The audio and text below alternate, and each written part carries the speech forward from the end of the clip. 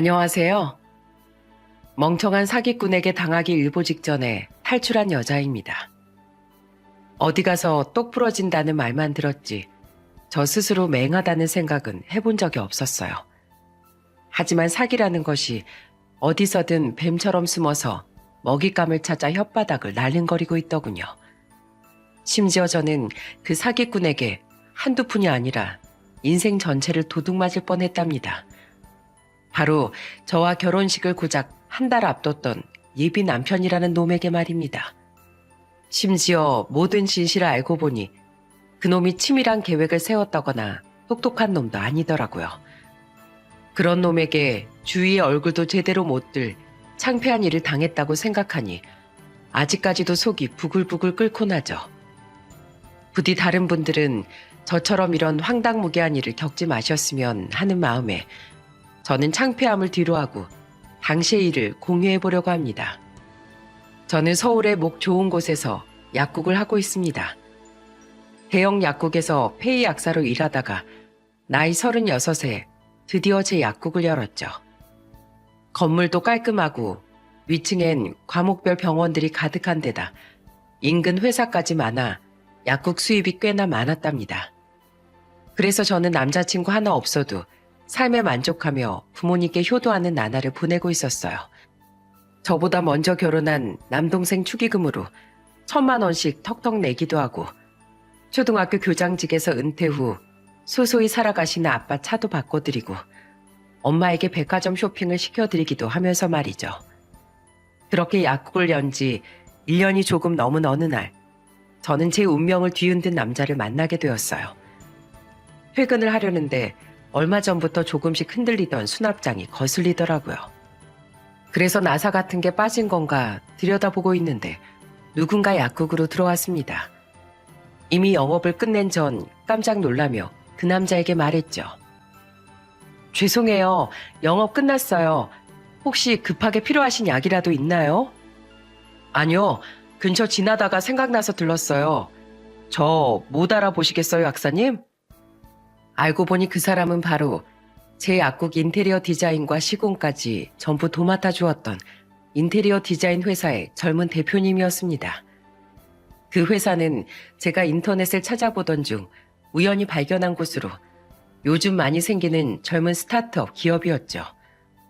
워낙 작은 회사라 대표고 직원이고 할 것 없이 모두 발로 뛰었기에 제 약국 인테리어부터 시공까지 전부 대표님이 도맡아 진두지휘해 주었어요. 그때 참 잘해줬던 기억이 있어 반갑더라고요. 저희 회사 얼마 전에 근처로 이전했거든요. 그동안 나름대로 일도 늘고 직원 수도 늘어나서 사무실도 넓힐 겸 겸사겸사 해서요. 오늘 중요한 미팅 끝나고 저녁 식사 대접까지 마쳤는데 마침 이 근처에 약사님 약국이 있던 게 생각나서 들러봤어요. 늦어서 문 닫았을 줄 알았는데 불 켜져 있는 거 보고 반갑더라고요. 근데 뭐 하고 계셨어요? 아, 여기 붙박이 수납장이 좀 흔들려서요. 그래요? 마침 제가 잘 왔네요. 좀 봐드릴게요.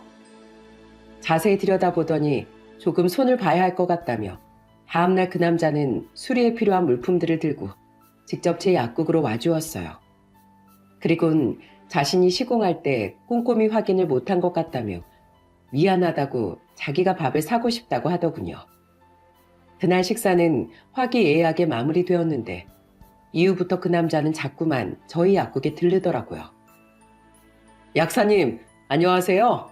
근처에서 회식이 있어가지고 지나가는 길에 잠깐 인사드리러 들렀습니다. 약사님, 저 몸살이 있는 것 같은데 약 좀 주실래요? 안녕하세요. 이거 참 날씨가 좋아서 걷다 보니까 약사님 약국까지 왔지 뭐예요? 저도 사람인데 이 남자가 왜 이러나 몰랐겠습니까? 오랜만에 피어오르는 연애 감정에 저도 제법 마음이 설렜죠. 일적으로 만난 사이니 신원도 확실하고 열심히 사는 모습이야 직접 봤고 외모도 나름 훤칠한 편이라 싫지 않더라고요. 그렇게 몇 번이나 찾아왔던 그 남자는 제게 처음 봤을 때부터 호감이 있었다고 고백하더군요. 그리고 그 고백을 기점으로 우리 만남을 시작하게 되었습니다. 막상 사귀어 보니 남자는 생각보다 더 다정하고 상냥한 성격이었어요. 조수석 차 문도 절대 제 손으로 못 열게 하고 같이 놀러라도 가면 고생했다며 잠들 때까지 다리도 주물러주고 매일매일 참 사랑받는 기분이었죠. 게다가 바랬던 건 아니지만 집안 또한 좋더라고요. 아버진 작지만 탄탄한 사업체를 오래 운영하고 계셨고 어머니는 피부과 원장이시더군요. 두 여동생은 평범한 회사원이었지만 각각 좋은 집안을 가진 남편들과 이미 결혼을 했다고 했어요. 흠 하나 없는 중산층 집안이었던 거죠. 그렇게 배경을 알게 되니 뭐 하나 빠지는 것 없던 이 남자가 왜 여태 결혼은커녕 여자친구도 없었는지 궁금해졌습니다. 남자는 저보다도 나이가 2살이나 많았거든요. 그런 제 물음에 남자는 대수롭지 않은 듯 이렇게 말하더라고요. 너도 알다시피 사업이라는 게 언제 어떻게 될지 모르는 불안정한 거잖아. 회사 그만두고 아버지 도움으로 막 창업 시작했을 때 당시 만나던 여자가 자긴 미래가 불안한 사람하고 결혼 생각하기 싫다면서 날 차버렸어. 그때 이후로 안정도 안 된 내가 누굴 만나는 게 미안한 일인 것 같아서 일부러 안 만난 거야. 지금이야 어느 정도 자리를 잡아서 널 만나는 거지만 그전엔 내 욕심 때문에 다른 사람 인생을 불안하게 하기 싫었거든. 그 이야기를 들으니 참 신중하고 사려 깊은 사람이라는 생각이 들더군요. 모든 게 완벽했던 그 사람이 만난 지 1년 반쯤 지난 날 청혼했을 때 거절할 이유는 아무것도 없었죠. 우린 부모님들께 상의 후 거의 1년 뒤의 날짜로 예식장을 예약했습니다. 마음에 드는 예식장 잡기가 생각보다 힘들더라고요. 인기 많은 예식장은 이미 1년 전부터 예약이 차기 시작했으니까요. 어차피 서로 일이 바빴던지라 우린 여유롭게 결혼 준비를 시작했어요. 결혼식을 앞둔 6개월 전부터 우린 본격적인 양가 인사와 상견례를 진행했는데요. 특히 상견례 때 부모님들끼리의 분위기가 굉장히 화기애애했습니다. 양가 부모님들께선 벌써부터 서로 사돈어른, 사부인하며 친근한 분위기를 만드셨어요. 사돈어른, 사부인, 두 분께서는 어쩜 따님을 이렇게 예쁘고 똑똑하게 키우셨습니까? 저희 집에 첫인사 온 날 딱 보고 우리 종민이가 도둑놈이다 싶더라니까요. 흠 많은 아들놈 장가 보내는 게 부모로서 얼마나 걱정되고 송구스러운지 모르실 겁니다. 우리 종민이 사위로 받아주셔서 정말 감사드려요. 흠이라니요? 여보, 오늘 상견례 자리에선 좋은 이야기만 하자고 나랑 약속했었잖아요. 신경 쓰지 마세요, 사부인. 우리 남편은 어딜 가든 저런 걱정이 입버릇이랍니다. 좋은 자리니 좋은 말만 하라고 그렇게 당부를 했는데 또 이러네요. 그냥 자식 가진 부모의 염려라고 생각해 주세요. 아이고, 불판에 고기가 다 식겠네요. 이 한정식집 갈비가 특히 맛있다기에 코스로 시킨 건데 많이 드셔야죠. 당신도 얼른 이거 입에 넣어요. 예비 시부의 말에 예비 시모는 황급히 말을 돌리더라고요. 그때 뭔가 이상하다는 걸 눈치채야 했습니다. 하지만 그럴싸하게 둘러댄 예비 시모의 말에 저도 저희 부모님도 그땐 아무 생각이 없었어요. 이 점잖은 집안과 저에게 지극정성이던 그놈이 설마 뒤구린 짓을 했을 거라곤 상상도 못했으니까요. 드라마를 볼 때나 이런 사연을 들을 땐 저놈 저거 이상한데? 라고 당연히 의심했겠지만 솔직히 막상 현실에선 나에게 남들과 다른 일이 일어날 거라고 예상하기가 쉽지 않더라고요. 그렇게 시간이 흘러 어느덧 결혼식이 거의 한 달 앞으로 다가온 어느 날이었어요. 약국에 있던 전 예비 시모의 전화를 받았죠. 아가, 너 피부 관리는 좀 받고 있냐? 주위에서 받으라곤 하는데 제가 일하랴 청첩장 돌리랴 결혼 준비하랴 너무 정신없어서 집에서 팩만 하고 있었어요. 네, 그럴 줄 알았다. 명색이 시어머니가 피부과 원장인데 신부가 피부관리 한번 안 받고 식장에 들어가는 게 말이 되니? 나도 나이가 들었나 봐. 내가 먼저 챙겼어야 했는데 그렇게 내가 깜빡깜빡한다. 이번 주에 언제 시간 되니? 사부인도 같이 우리 병원으로 좀 와라. 내가 신경 써서 잘 시술해 주마. 아이, 물론 공짜로. 꼭 와야 한다. 알았지? 새 신부는 피부가 생명이야. 아무리 곧 시어머니 될 분이라고 해도 병원까지 들락거리는 건 좀 조심스럽더라고요. 그래서 예비 남편에게 상의해볼까 하다가 그냥 그만두었습니다. 당시 개인이 아닌 큰 고객사를 잡게 될 것 같다며 예비 남편은 회사 일로 굉장히 정신없던 때였거든요. 피곤에 쩔어 퇴근했다는 연락도 겨우 하던 사람에게 이런 일로 피곤하게 만들고 싶지 않았어요. 그리고 엄마는 제 이야기를 듣고 이럴 땐 가는 게 도리라고 말씀하시더군요. 나중에 더 좋은 선물을 우리가 대신 해드리면 되지. 사부인 입장에서 뭐든 더 해주고 싶어서 그런 말씀 했을 텐데 어른도 제안을 거절당하면 무한한 법이야. 그렇게 전 평일인 어느 날 엄마와 함께 예비 시모의 병원을 방문했습니다. 당시 시간이 좀 자유로웠던 게 결혼 준비하느라 바쁘기도 하고 신혼여행도 떠나 했기에 단기로 일해주던 페이 약사가 한 분 계셨거든요. 아유, 우리 며느리 왔어? 오셨어요, 사부인. 찾아오시느라 고생 많으셨어요. 고생은요. 대로변에 딱 있는 게 찾기가 쉽더라고요. 저야말로 저까지 초대해 주셔서 감사드립니다. 제가 당연히 신경 써야죠. 우리 귀한 며느리 일인데. 잠시만요. 오늘 무슨 날인지 갑자기 예약이 엄청 몰려서 손님이 좀 많네요. 혹시 시간 괜찮으시면 저쪽 방에서 우리 직원 한 명이 두 분을 같이 케어해드려도 괜찮을까요? 그럼요. 저야 남는 게 시간이고 우리 승아도 오늘은 약국에 안 나가봐도 된다네요. 그럼 잠시만 기다려주세요. 우리 병원에서 제일 숙련된 선생님으로 불러드릴게요. 서진영 선생님. 예비 시모의 부름에 저보다 어려 보이는 예쁘장한 직원이 웃으며 다가왔습니다. 그 직원은 저와 엄마를 시술실로 안내했어요. 시술 침대가 딱 2개뿐인 방이라 예비 시모가 저와 엄마를 신경 써주고 있다는 느낌이 들었죠. 따님부터 시술 들어갈게요. 그 여직원은 나긋나긋한 손길로 제 얼굴을 만지기 시작했습니다. 예비 시모의 말대로 숙련된 직원임이 느껴졌어요. 나란히 침대에 누운 엄마와 저는 얼마 안 남은 결혼에 관해 이야기를 나누었습니다. 그런데 그때 아무 말 없이 듣고 있던 그 직원이 제게 말을 걸더라고요. 저희 원장님 아드님하고 결혼하시는 거죠? 정말 축하드려요.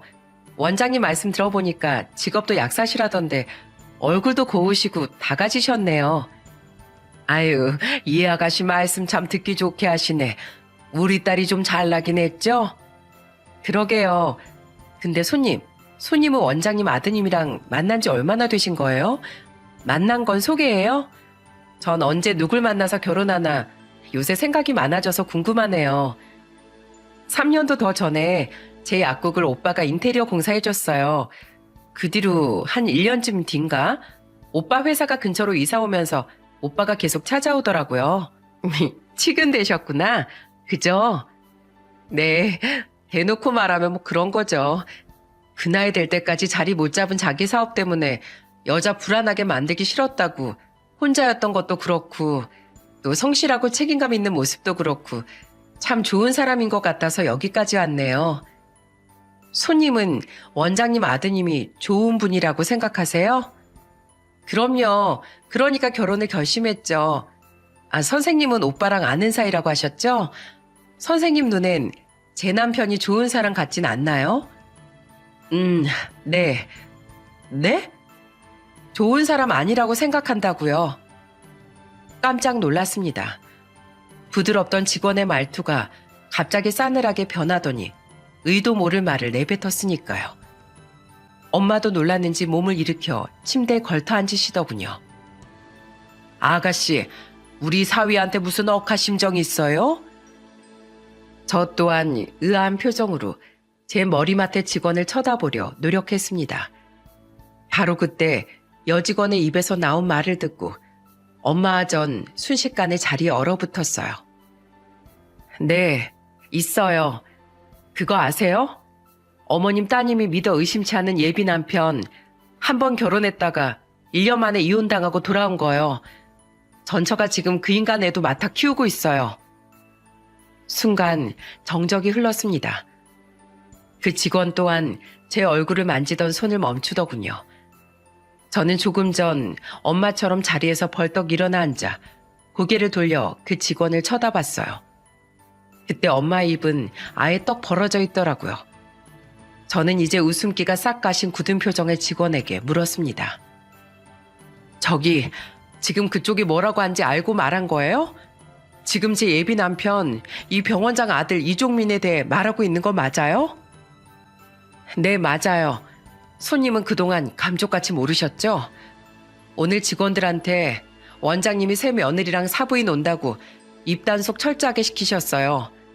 손님이랑 손님 어머닌 아들이 재혼인 걸 모르니까 행여나 말실수하지 말라고요.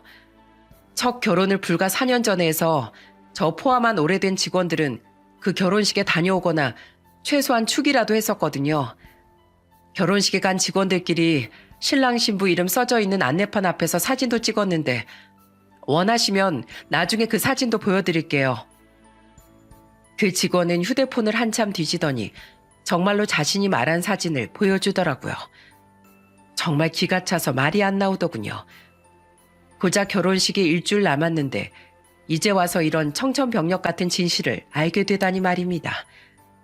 놀란 전 말을 더듬거리며 물었어요.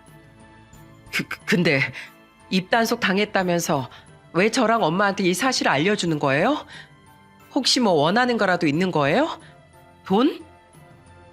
아니요, 그딴 건 필요 없어요.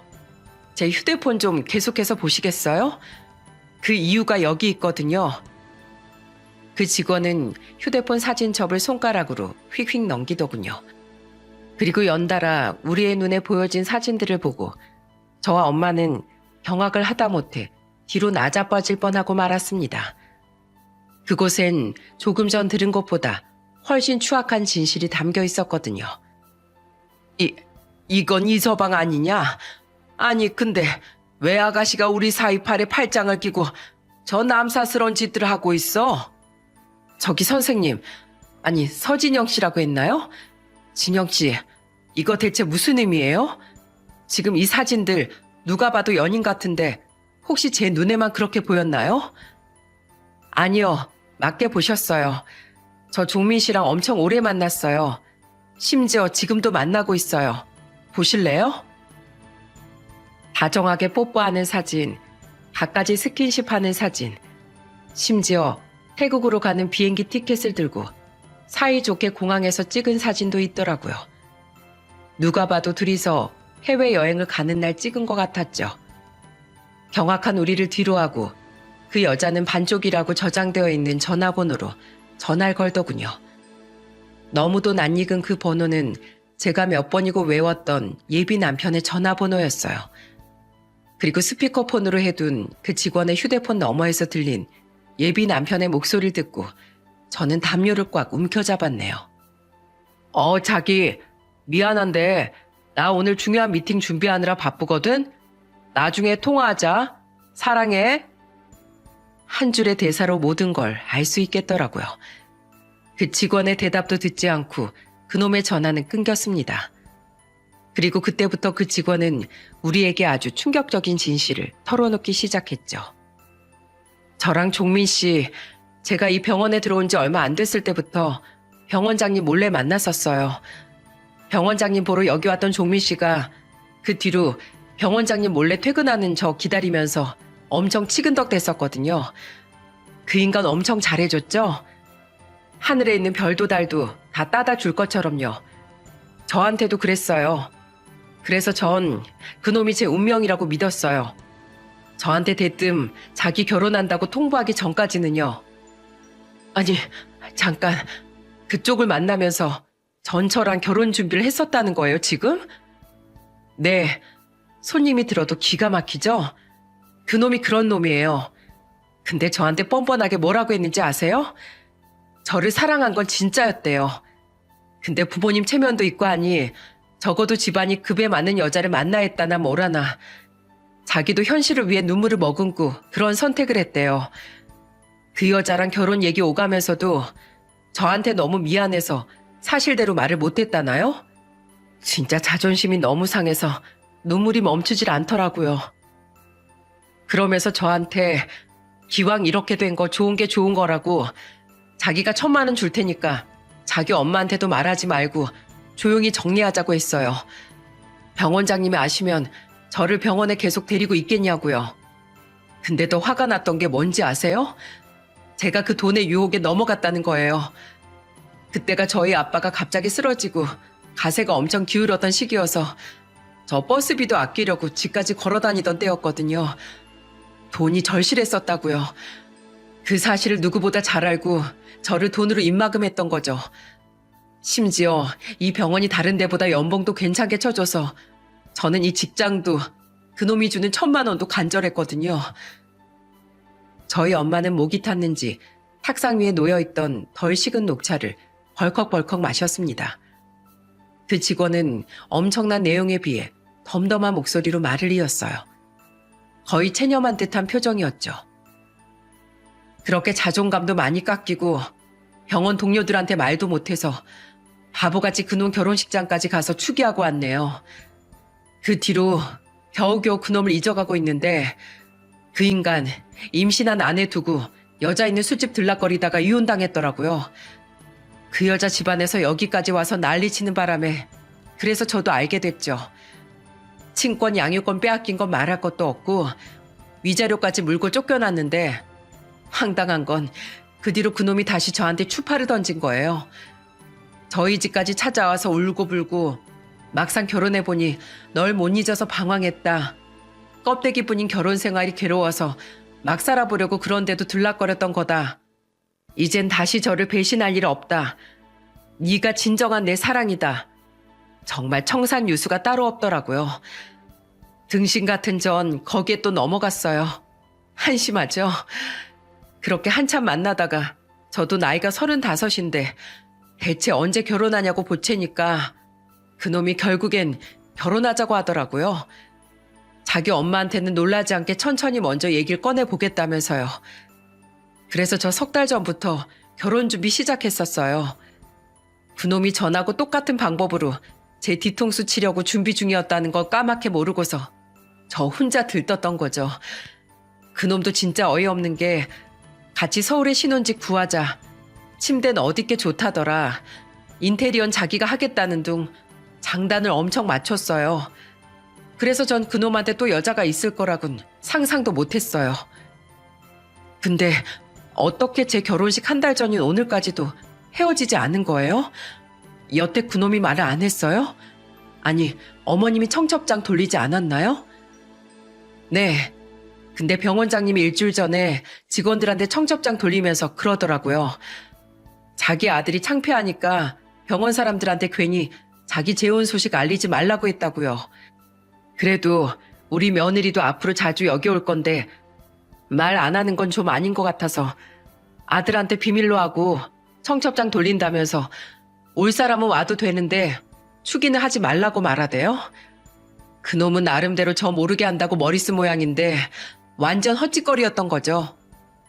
아마 그놈 2번이나 똑같이 저 차버리면 제가 눈 돌아서 다 폭로해버릴까 봐 여태 말 못했던 것 같아요.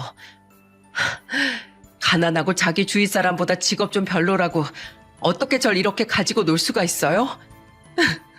그놈 결혼 소식 알고 저 진짜 너무 수치스러워서 한강에서 뛰어내리려고 했어요. 근데 이대로는 도저히 억울해서 못 견디겠더라고요. 어떻게든 그놈 엿먹이고 싶었어요.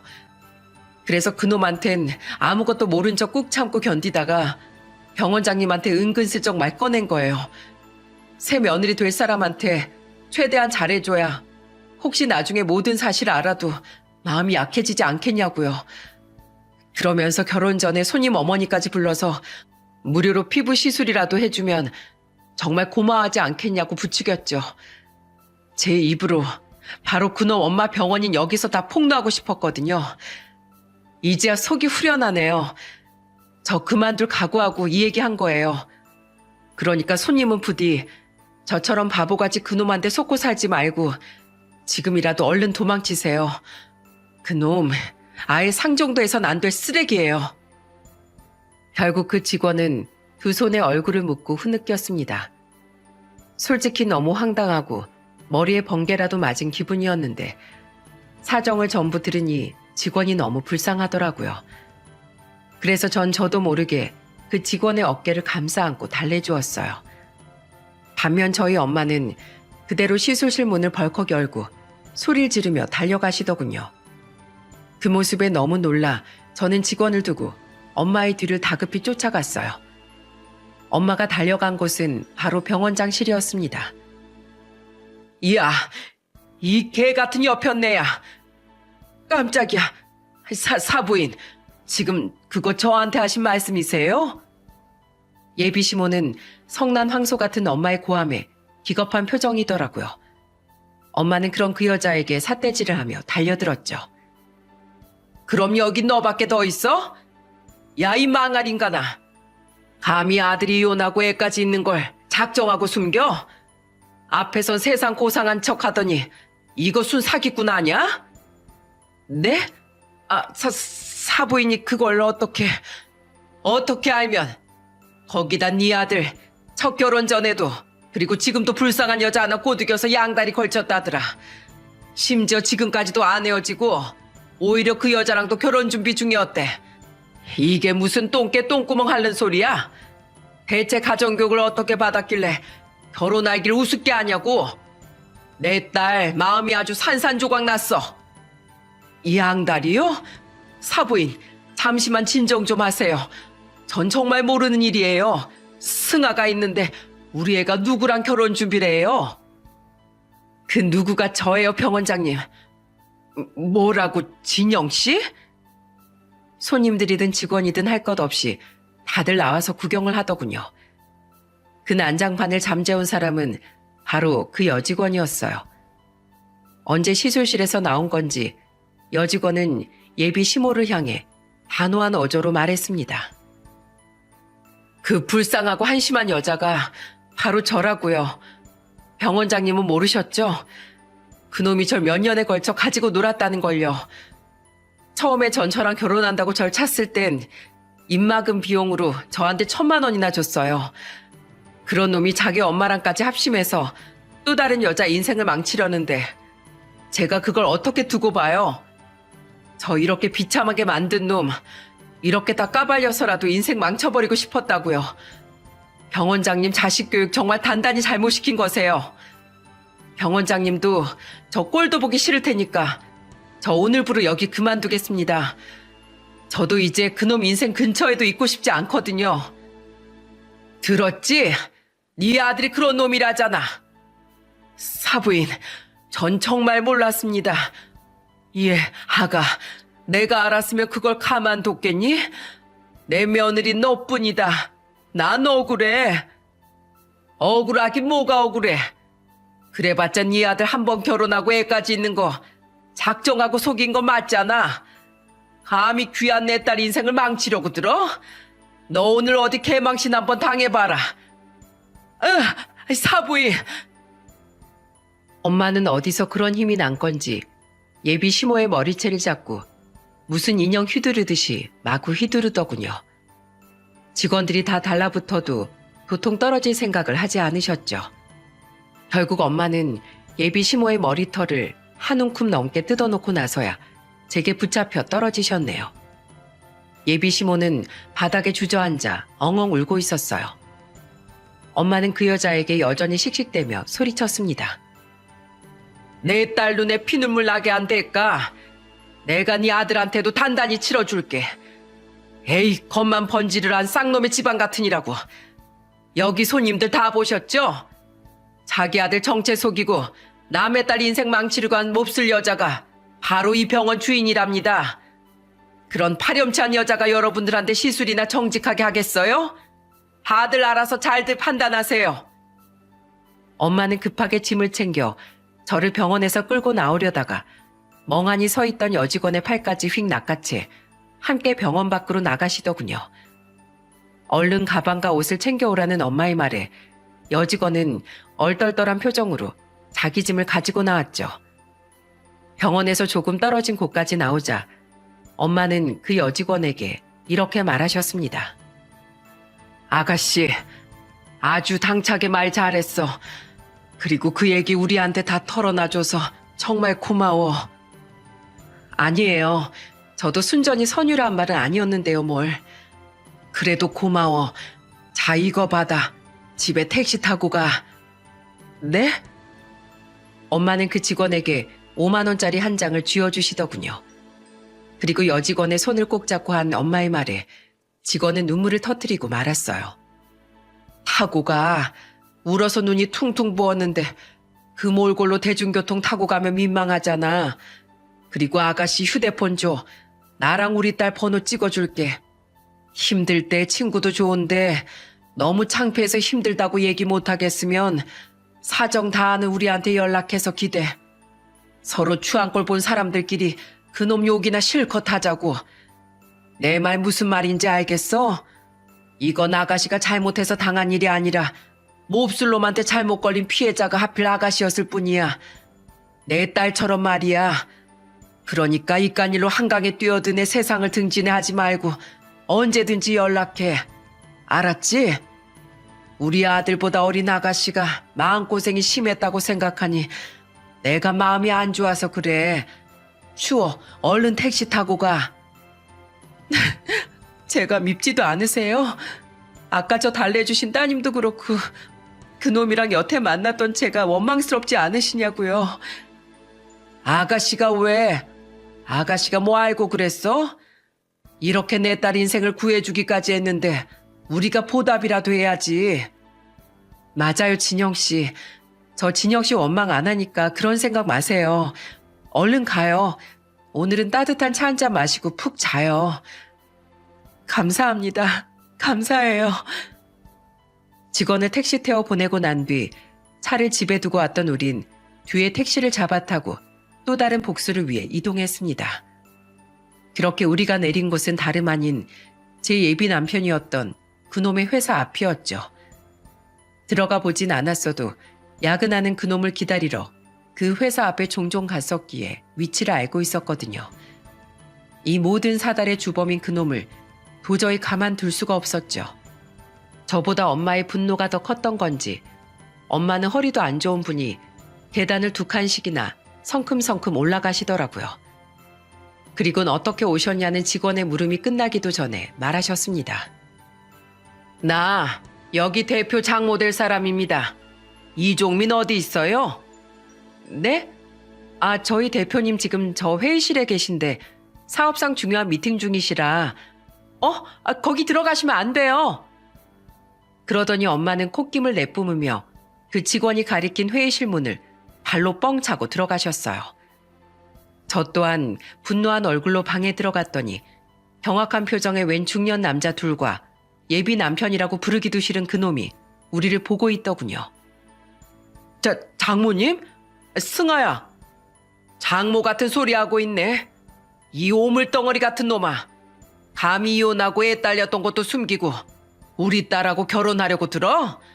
그것도 집안이 다 같이 짜고? 이런 쌍놈의 집안 같으니라고. 거기다가 뭐? 다른 여자랑 결혼 준비까지 또 하고 있었어? 너 어디 조선시대에서 살다 왔냐? 일부 다처로 살게? 내가 방금 네 엄마 머리털 다 뜯어버리고 왔거든. 넌 내가 아주 원형 땜빵 하나 만들고 가야겠다. 장모님! 엄마는 사자후를 내지르며 그놈에게 달려갔습니다. 앉아있던 두 남자는 놀라 찰싹 뒤쪽의 벽에 등을 붙이고 피하더라고요. 요리조리 엄마를 피하던 그놈은 겁도 없이 제 뒤에까지 숨어 벌벌 떨며 이러더군요. 승아야, 이게 다 무슨 일이야? 우선 장모님 좀 말려봐. 저러다 진짜 일 치실 것 같아. 일을 친 건 너겠지. 이미 우리 다 알고 왔어. 네가 인간이니? 어떻게 한 여자 인생을 그렇게 농락하고 나한테도 사기 결혼을 시도해? 너 이거 혼인 빙자 사기인 거 알지? 나 너 고소하고 너랑 너희 집안의 위자료까지 다 청구할 거야. 알았다고? 엄마가 그럼 그것 때문에 전화했던 건가? 이럴 줄 알았으면 미팅 중이라도 그냥 전화 받을 걸. 승아야, 우선 내 말 좀 들어봐. 나 곧 그 여자랑 너 중에 선택하려고 했어. 아니, 널 선택하려고 했어. 진짜야. 그 와중에 그놈은 끝까지 기가 찬 말을 내뱉었습니다. 그 황당한 말에 그놈에게 던지기 위해 신발을 벗어들고 있던 엄마조차 벙진 표정을 지었어요. 뭐? 선택을 해? 그래, 걔랑은 오래 만난 정이 있고 넌 돈 잘 벌고 지적인 매력이 있으니까 내가 선뜻 선택을 못한 거야. 사람이 어떻게 평생 한 사람만 마음에 품을 수 있겠어. 그래도 어렵게 너라고 결론 내리고 그 여자한테 헤어지자고 말하려고 했는데 애가 워낙에 없이 살고 나밖에 모르니까 내가 미안해서 말 못한 거라니까. 조만간 진짜 돈 주고 입마 가서 정리하려고 했었어. 얘 진짜 뭐래니? 너 재벌이야? 뭐 돼? 다 돈으로 해결하고 다니게. 그럼 이혼하고 애 있다는 건 왜 속였는데? 뭐? 사업이 불안해서 여자 인생을 망칠까 봐 여태 여자를 안 만났던 거라고? 그럼 네가 여태 만나고 결혼까지 했던 그 여자들은 유령이냐? 그건 우선 너랑 결혼하고 싶어서 그래서 그랬어. 말했잖아. 나 너 진짜 좋아했다니까? 그래서 널 잡으려고 그랬던 거야. 결혼하고 애 낳으면 말하려고 했어. 선녀와 나무꾼이냐? 도망 못 가게 애 셋 낳고 날개옷 감추는 소리 하고 있네. 이게 인테리어 설계하랬더니 어디서 여자 관계 설계하고 앉았어? 너 같은 놈은 매가 약이야. 저는 아직도 뒤에서 제 옷깃을 붙잡고 있던 그놈의 뒤통수를 세게 내리쳐 버렸습니다. 그놈은 악소리를 내며 바닥으로 나둥그러졌어요. 엄마는 벗어던졌던 신발로 그놈의 등을 마구 후드려 팼죠. 망할 놈, 이 썩을 놈, 내 딸 인생에 숨어든 지뢰 같은 놈, 너 같은 놈한테 깜빡 속아 넘어가서 사위라고 자랑하고 다닌 내가 나이를 아주 헛먹었다. 남의 인생 망치는 놈이 무슨 남의 인생이 녹아드는 인테리어를 하겠다고 회사를 운영해? 너, 네가 낳은 자식도 여태 한 번을 안 들여다봤다며? 뻔하지. 자기 자식도 내팽개치고 술집 들락거린 놈이 결혼이라는 게 얼마나 경건한 일인지 알기나 했겠어? 너나 네 부모나 똑같아. 이 망할 놈의 집안 아주 폭삭 망해버려라. 우리의 말을 들은 직원들은 차마 우릴 말릴 생각도 못하더라고요. 그 와중에 바닥에 엎드려 매타작을 당하던 그놈은 끝까지 아주 기가 찬 희대의 명언을 날려댔죠. 사랑이 죄야? 사랑이 죄냐고. 또라이 아닙니까? 저런 놈을 운명이라고 생각하고 결혼하려고 했던 제 자신이 수치스럽기까지 했습니다. 한바탕 푸닥거리를 하고 집에 돌아온 우린 아빠에게도 그 엄청난 사실을 알렸습니다. 그랬더니 아빠는 기함을 하면서 예비 시부에게 전화를 하시더라고요. 그런데 예비 시부는 정말 아무것도 모르고 있었더군요. 우리 아들이 이혼하고 애까지 있다는 걸 다 숨겼다고요? 분명 그놈이랑 제 아내가 저랑 우리 딸들한텐 승아한테 다 말했다고 했는데요. 그런 거짓말을 우리가 왜 합니까? 이거 어떻게 책임질 거요?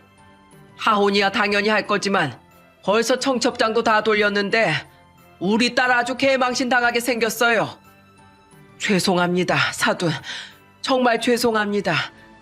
어쩐지 그 망할 여편네 승아한테 같이 밥 한 번 사주제도 요새 애들은 시부모가 그러는 거 싫어한다면서 말리더니 다 쿵쿵이가 있었구만.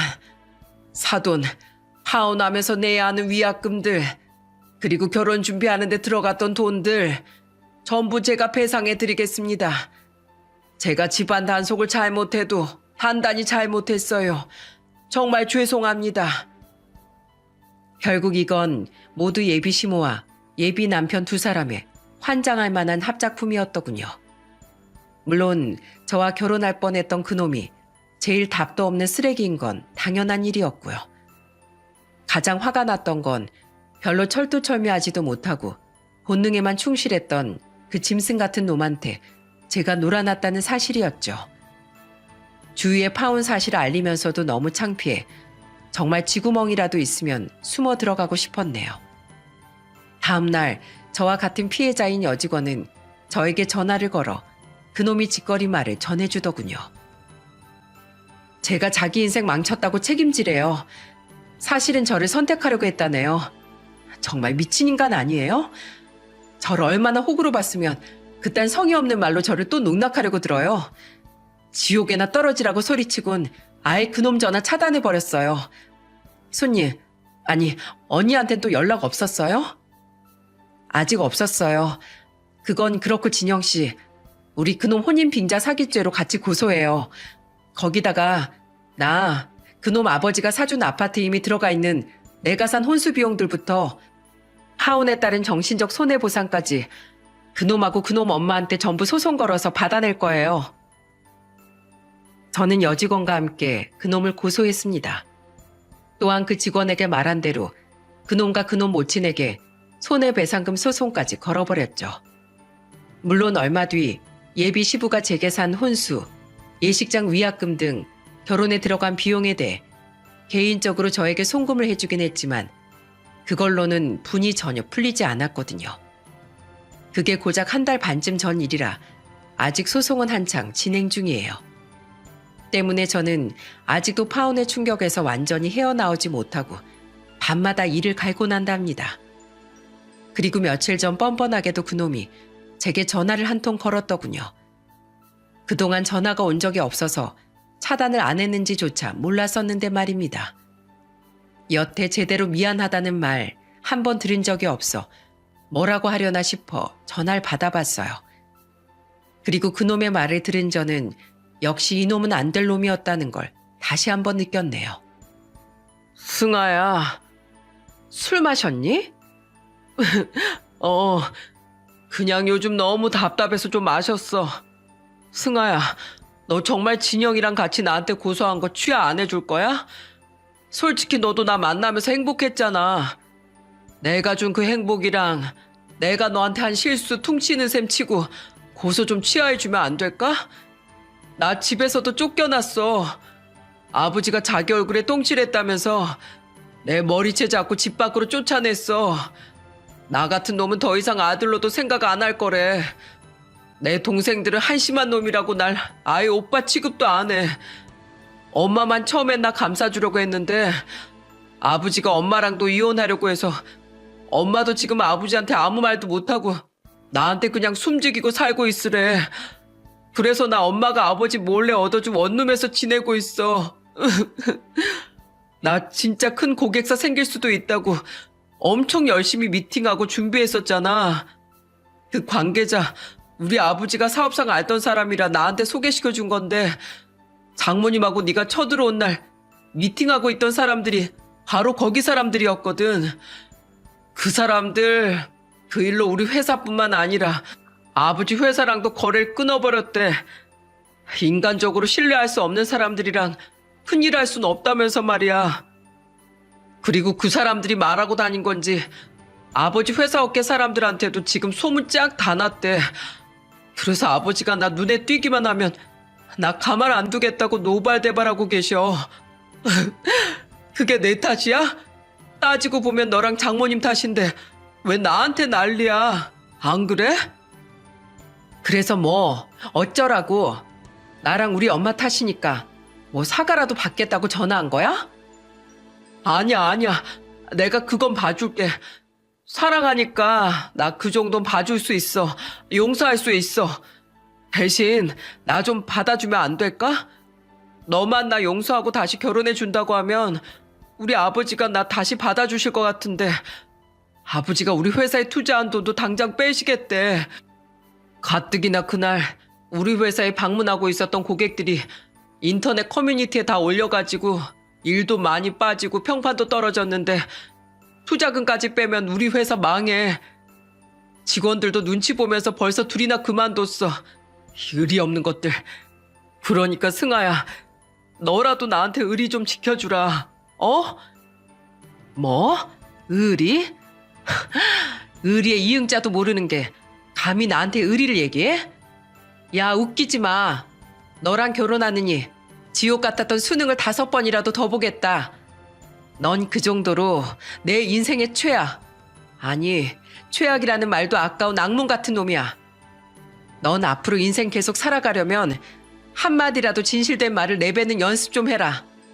하는 말마다 다 거짓말인 널 누가 믿고 옆에 남겠니? 당장은 네 사탕 발린 말에 속을지 몰라도 그깟 얄팍한 거짓말은 금방 들통나게 돼 있어. 제발 앞으로는 나랑 진영 씨 같은 피해자 만들지 말고 영원히 혼자 살아라. 어? 앞으로 또 나한테 말할 거면 변호사 통해서 해. 승아야. 승질을 내고 전화를 끊으려는데 저를 부르는 그놈 목소리 뒤로 아잉 오빠 울지 말고 술 한잔 하자 하는 콧소리가 들리더라고요. 여자 없이 못 사는 건지 아마 그새를 못 참고 또 여자 있는 술집에 가 있는 것 같더군요. 끝까지 한심하다는 말도 아까운 인간이었죠. 사건이 있던 날 바로 전 예비 시모의 병원을 그만둔 여직원은 살던 방을 빼고 부모님이 살고 계신 지방광역시로 내려갔습니다. 그 지방의 피부과에 취업해 앞으로 부모님 옆에서 살 거라네요. 아무래도 타지살이를 하며 혼자 외로워서 더 그런 꾀임에 넘어간 것 같다며 소송이 끝나면 2번 다시 서울로 안 올라올 거라고 씁쓸하게 말하더군요. 그리고 엄마와 전 적은 돈이 남아 살해를 하려고 했는데 여직원은 절대로 싫다며 거절했어요. 그놈에게 처음 차일 때 돈을 받은 게 자기 인생의 최고 수치스러운 기억으로 남아있다며 앞으로 절대 자신이 일한 대가 말고는 누군가에게 돈을 받지 않기로 다짐했다면서요. 이건 자신의 마지막 자존심이니 이해해달라는 여직원에게 저는 여태 힘들었던 만큼 앞으로는 행복만 가득할 거라는 말밖에 해줄 수 없었습니다. 그동안 저는 단기로 일해주던 약사분에게 계속해서 약국을 맡겼어요. 심적으로 힘들기도 했고 그놈 회사 근처라 그놈이 찾아올까봐 피한 것도 있었죠. 얼굴을 보면 진짜 부싯돌로 갈아버리고 싶을 것 같아서요. 그리고 얼마 전 엄청난 권리금을 제시한 다른 약사에게 그 약국을 넘기기로 했습니다. 물론 워낙 터가 좋아 아깝긴 하지만 그놈의 손수 디자인하고 인테리어한 그곳이 거짓말처럼 꼴도 보기 싫어졌거든요. 약국을 정리한 뒤 한동안 집에서 쉬면서 저는 마음을 추스르고 소송을 마무리한 뒤에 다시 약국을 차리려고 합니다. 약국을 열 곳은 어디든 있으니까요. 얼마 전 여직원에게 듣기로 당시 상황을 목격했던 전 예비시모 병원의 손님들이 동네에 소문을 퍼뜨린 모양이더군요. 때문에 아름아름 알게 된 단골 손님도 빠져나가고 예약도 현저히 줄어 요즘 전 예비시모의 히스테리가 장난이 아니라고 거기 직원들이 그 직원에게 전화해 불평을 했다네요. 다들 이직 자리를 알아보고 있는 모양인데 오래도록 일한 직원들이 떠나가면 가뜩이나 불황인 병원이 기울게 되는 건 정해진 수순이지 않을까 싶네요. 여러분, 저는 아직도 원래대로라면 지금 신혼여행지에서 낭만적인 바다를 보고 있을 거란 생각에 베개를 뻥뻥 차곤 합니다. 알아서 행복하게 잘 살고 있던 제 인생을 꼬아버린 그놈에 대해 화가 가시질 않아서요. 그러니 여러분은 저와 같은 황당한 사기를 당하지 않도록 항상 조심하셨으면 좋겠습니다. 꼭 기관에서 예비 배우자에 관련된 서류도 떼어보시고 여건이 되시면 뒷조사를 해보는 방법도 괜찮다고 생각해요. 이렇게 말하면 세상이 참 삭막해졌다고 하겠지만 혹시 모를 일은 미연에 방지해야 하지 않겠습니까? 저만 해도 그놈에게 앙심을 품고 저를 도와준 그 직원이 아니었으면 정말 큰일 날 뻔했잖아요. 그러니 혹시 결혼을 앞뒀거나 앞으로 자녀분들을 결혼시킬 분들이라면 무조건 의심하지 않아도 꼭 신중하셨으면 좋겠습니다. 안 그러면 혹시 저처럼 오래도록 분노에 휩싸여 살게 될지도 모르니까요. 제 사연이 부디 여러분들에게 한 줄기 도움이 되었으면 좋겠네요. 절 포함한 모든 분들이 올해엔 좋은 일만 가득했으면 좋겠습니다. 또한 제 소송이 잘 마무리되고 위자료나 가득 뜯을 수 있기를, 또한 진영 씨 앞날에 이젠 행복만 가득하도록 한마디씩 응원 남겨주시면 정말 큰 힘이 될 것 같아요. 저는 앞으로 웬만하면 남자는 만나지 않고 잊지 않고 진영 씨에게 은혜를 갚을 기회를 노리며 열심히 살아가겠습니다. 제 사연 들어주셔서 감사드립니다.